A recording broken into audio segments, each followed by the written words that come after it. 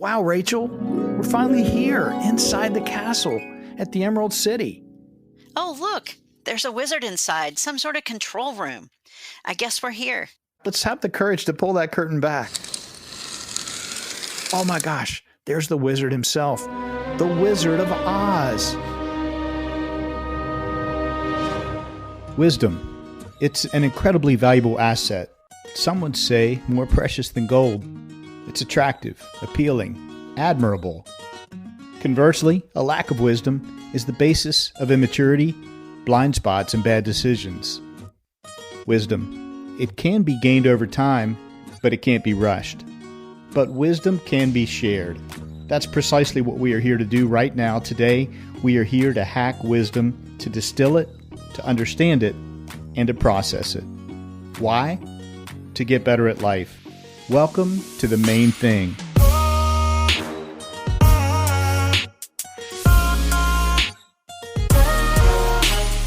This is your new 9-minute podcast. I'm your host, Skip Linneberg, and I've set out to interview the wisest people I know. We'll see what we can learn from each one when they're faced with an incredibly difficult, soul-piercing question. Hello again, and welcome, new listeners. I'm Skip Linneberg, host of the Main Thing podcast, coming to you today from Parkwood Studios. I'll be connecting you with guests from Portland, Oregon, and Rochester, New York. If that sounds like a hootenanny is about to happen, you're right. Welcome to our celebration. It's a recap of Season 3, and wow, 60 episodes into this wisdom journey. Thanks for tuning in to join us today. Now, I've invited a friend to help us look back over this past season, these 24 new gems of wisdom delivered to us in 9-minute packages from the wisest people I know. Today, you'll hear from my wise friend, Rachel Bell. Let me tell you a little bit about Rachel. Rachel is a book publishing professional and startup founder who's on a mission to propel the book industry forward. She's driven by the power of books to save us, give us a window into the larger world, and preserve humanity through storytelling. Rachel is the co-founder of Overcup Press, an award-winning independent publishing company. Now, during the early stages of COVID-19, when the book industry faced serious supply chain and distribution issues, Rachel founded Printers Row, a business-to-business online marketplace. She also has prior publishing experience at Adweek Magazines and Pomegranate Communications. Rachel joins us from Portland, Oregon, where she and her husband Pat reside. Now get ready to discover why Rachel Bell is one of the wisest people I know. And get ready for wisdom, laughter, and a travel adventure. Here we go.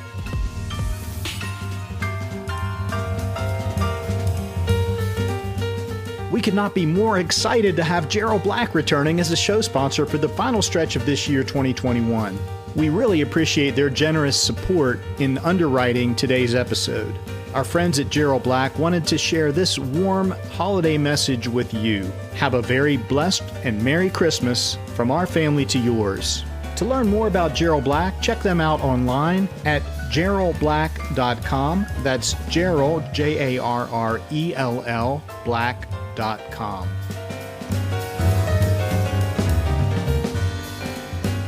Rachel Bell, welcome to the Main Thing podcast. It is great to have you on today. And it is so great to be here, Skip. Thanks. Hey, Rachel, what's been going on in Portland? Well, it is that rainy and overcast time of year. We'd like to always say in Portland, if it's worth doing in the rain. I bet it's really lush and green up there.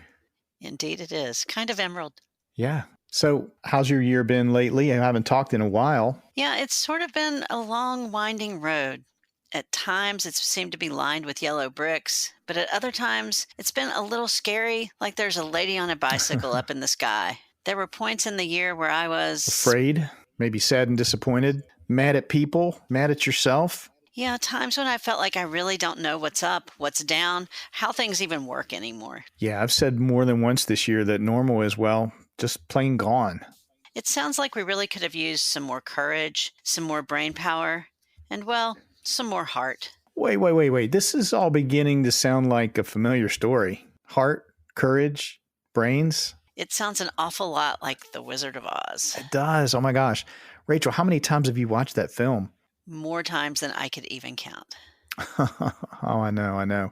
Have you ever dressed like a character from The Wizard of Oz for Halloween? I actually have been Dorothy before. What about you?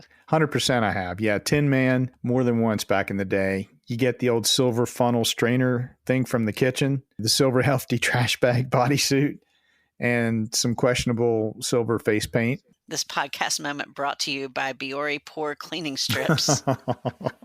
Yeah, for sure. Rachel, what about you? You ever donned a Wicked Witch costume or sported the Scarecrow theme? I think that I have, but, my favorite character is the Cowardly Lion. Oh, wow. Yeah. That poor lion, he was so anxious. Gosh, he was afraid of everything, even afraid of his own shadow. He really needed some courage, or maybe some CBD gummies and a meditation app, some breath work. Maybe all he needed was a little wisdom. Looking back on season 3, what's one 9-minute dose of wisdom that Cowardly Lion really needed to hear? I would say episode 46 featuring Jeffrey Seglin. As a business ethicist, Jeff really emphasized doing the right thing in business. This can be hard when many companies put revenue above all things. But he shows us how to have courage to do the right things right, while also encouraging us to be insatiably curious in this world. Let's hear it. Often when we're faced with ethical choices, there's rarely a dramatically right answer or wrong answer. We're often trying to choose between or among multiple right answers. We're trying to make an ethical choice about what's the best right answer we can choose. That middle ground, that gray area. Yeah, we can agree that murder is wrong, but other than that, right. Mostly we're trying to do that sort of area where what's the best right thing we can do. So.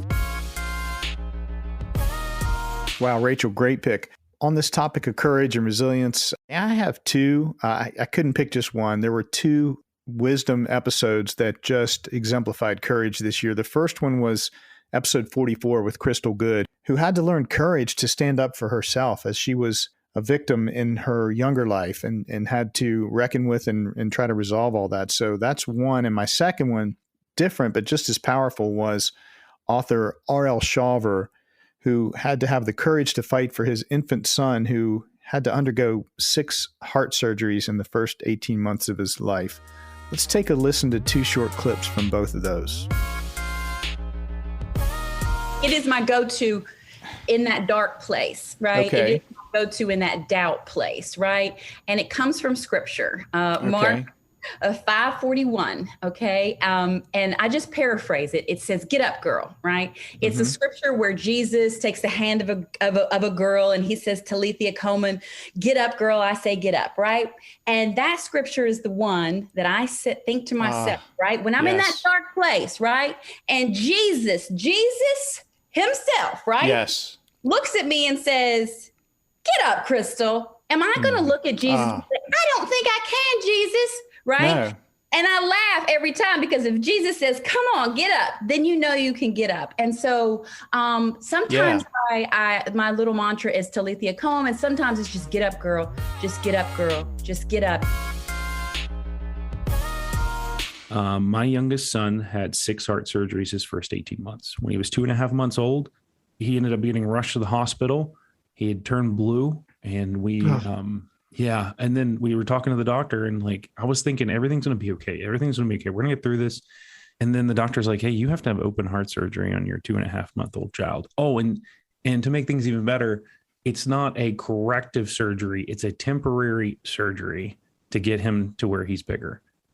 Oh, right. So it's really a story about me telling from my perspective what we went through, how I handled it, and how I fought back for my son, and how I learned to actually wage war for my child. So Skip, who was your favorite character? Definitely the Tin Man. Honestly, some days I still feel like the Tin Man when he was rusty and creaky and stiff and couldn't move around very well. Sounds like you could use a little oil. Yeah, that and a bit more heart sometimes. Less hardness, more forgiveness, less judgmentalism, more grace. Those are the kinds of things I'm working on inside my heart. So which episode brought the most heart for you this season? Definitely episode 41, featuring my former colleague, great guy, Jeff Johnson. That wisdom lesson from Jeff really hit home with me, hit me right in the spot where my heart ought to be. Let's hear Jeff talk about it. As I've gotten older, I've done my own work and traveled quite a bit. And whether it's been in India or Beijing or Finland, the Amazon, the thing I've learned is we are all basically the same. And so that's same but different. And same but different is actually, I'm co-opting that from a slang, and I'm not sure if it's Asian or European. Rachel, what was your pick in this category of having heart? Well, I would pick episode 52 featuring Chloe Linneberg. You know, in addition to being your amazing daughter, she's a college student trying to navigate all of it during COVID. It's been an incredible 18 months, not just for students, but also their parents. Chloe gave us some real talk on why we need to understand the challenging journey that she and other students are facing. And her main thing about growth comes with hills and valleys. It's not a straight line. It's sort of like the contours we see in a heart. Let's hear it from Chloe. These few classes of students have just been commended for their resilience so much. And I think that that's not like an endless supply kind of thing. We're not necessarily endlessly resilient. And I think that a lot of people have taken that for granted and just kind of said, oh, well, they've been through so much, they'll adapt. And I think I've just always said, I'm kind of tired of looking for silver linings. I just want something to be plain good. Wow, that's a heck of a young lady there. I'm proud to say she's my daughter, but enough of the proud papa brag. All right, Rachel, man, we're doing great. We're hacking wisdom, acquiring it. So far along this yellow brick road, we have grabbed some courage and some heart. What else do we need? I can't remember. Stop messing around. We need to move this show along. All right. Yeah. The Scarecrow is the last one. If only I had a brain. Rachel, as you look back across season 3, the past 12 months, these 25 episodes, what moment of wisdom stood out to you that's something that helps our brains? Episode 53 featuring Steve Denton really did it for me. His main thing is brilliant. He tells us, get the hard stuff right. That will make everything easier. Steve is so focused, and he's learned the hard way that discipline and intention are the very keys to a success in this life. Decisions we make now will pay dividends down the road. Or shall we say, the yellow brick road. And I learned these things because I spent a long time getting the hard stuff wrong.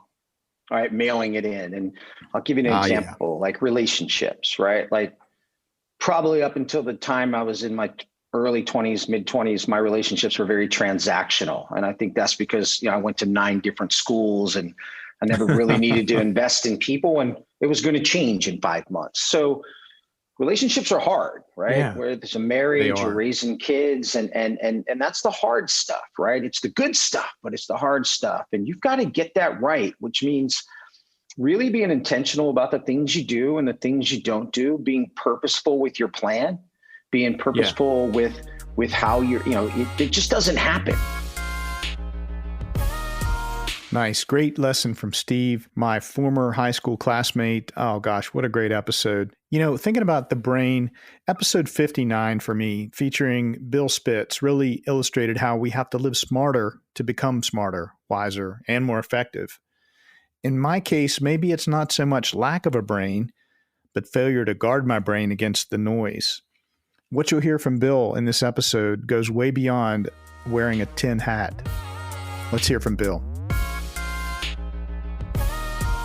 Well, the main thing I've learned is that the key to good mental health is the ability to control or manage all the noise that's around us. And what I mean by noise is things like the headlines, social media, advertising, politics, editorials, the performance of the economy, the stock market, all those things. And most of them are well-intentioned, but they conspire to sort of keep us off balance, to overwhelm our senses. And I think it's really easy, if you're paying attention to what's going on in the world, to be overwhelmed. And I think the result for some people is that they make rash decisions. Other people are paralyzed and can't make decisions at all. And I think all of us just feel this general sort of sense of unease or being off balance. We've covered a lot of wisdom. And we've done a ton of walking along this yellow brick road. My gosh, my feet are so tired. So many fun twists and turns along this journey. Wait, look over on the horizon. It's the Emerald City. Come on, we got to get there. Keep going. Wow, Rachel, we're finally here inside the castle at the Emerald City. Oh, look, there's a wizard inside, some sort of control room. I guess we're here. Does this mean the show is over? No, before we wrap, let's have the courage to pull that curtain back. Oh my gosh, there's the wizard himself, the Wizard of Oz. Whoa, it looks like he wants to say a few things. Go ahead, Skip. Give him your microphone. Well, hello, Mr. Wizard. Call me Oz. Hey, so you really do control everything that happens in this entire land of Oz. Wait, that's not Oz. Oh my gosh, that's our executive producer and audio engineer, Bob Hotchkiss. Bob, you've heard all the wisdom this season. Every guest, all my jib jab, you've listened to, organized, edited, boosted, compressed, balanced, and perfected every wisdom conversation this season. That is true. All 50,400 seconds of it. Bob, we can't thank you enough. And I have to ask you, what moments stood out to you this year?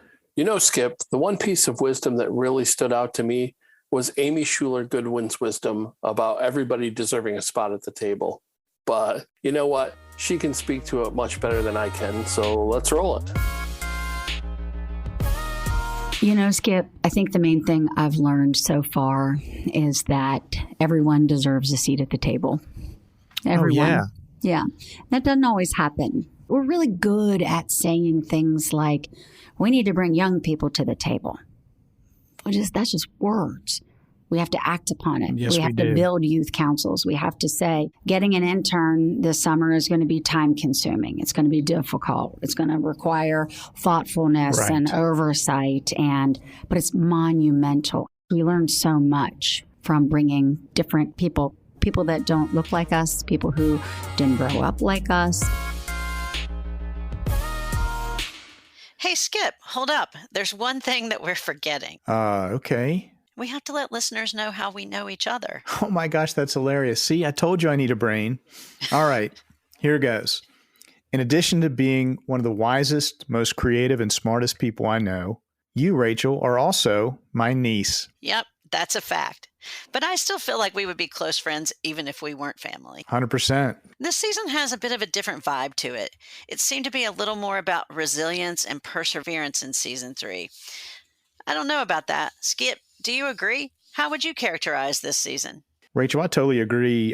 The topics this season were maybe more serious, more about surviving and being resilient and persevering for sure. But I mean, if you think about the lived experience of 2021, that makes total sense that would be at the forefront of people's minds, on their hearts, and it would have risen to the main thing, the main thing they've learned in life so far. So yeah, I think you're right on. It also seems like the podcast is really picking up steam, like a steam-powered Tin Woodsman, perhaps, or a locomotive. What do the numbers say, Skip? Yeah, you know, we've been blessed with tremendous growth in season 3, and just a couple snapshots. First of all, it's not about the numbers. This show is a blessing to me and many listeners.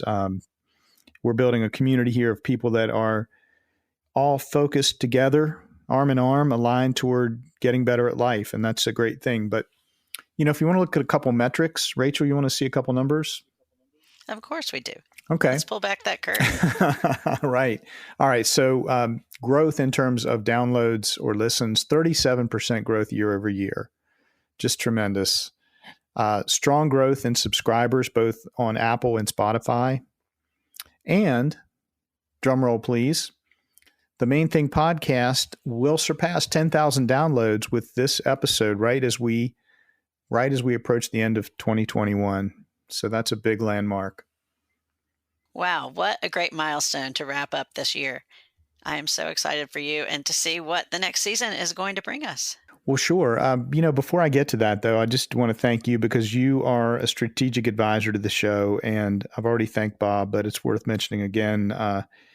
This is not a solo effort. This is a team effort. And I've got a lot of great friends and partners in this camp. And so just wanted to express gratitude there.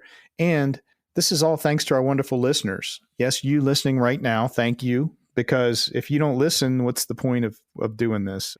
So, Rachel, before we go, do you have any other questions for me and Bob? I do. What do you guys have in store for season 4? Spill the tea. All right. Spill the oil can. More wisdom, of course, from the wisest people we know. You'll hear from more entrepreneurs, company founders, and more authors. And I have to say that I'm super proud of the range of diversity that we've had for our guests. I think it's really important that we're looking at all ages and faiths and just really being open to everyone's opinions on what they can offer to this podcast. Yeah, for sure. And Rachel, Bob and I are also working on a new mini-series, if you will. In season 4, there's going to be a set of 4 to 6 episodes that are going to be sort of a look back. The working title is Wisdom Revisited. We're going to check back in with 4 to 6 of our guests who have been the most popular episodes over the 3 years of the show.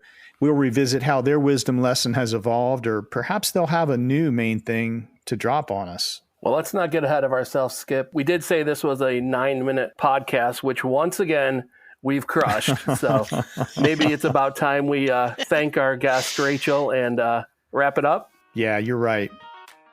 Wow, 9 minutes is up. That goes by incredibly fast, doesn't it? Time flies when you're hacking wisdom. I hope you're left wanting more. Sync up with us again next time on The Main Thing for 9 more minutes of wisdom.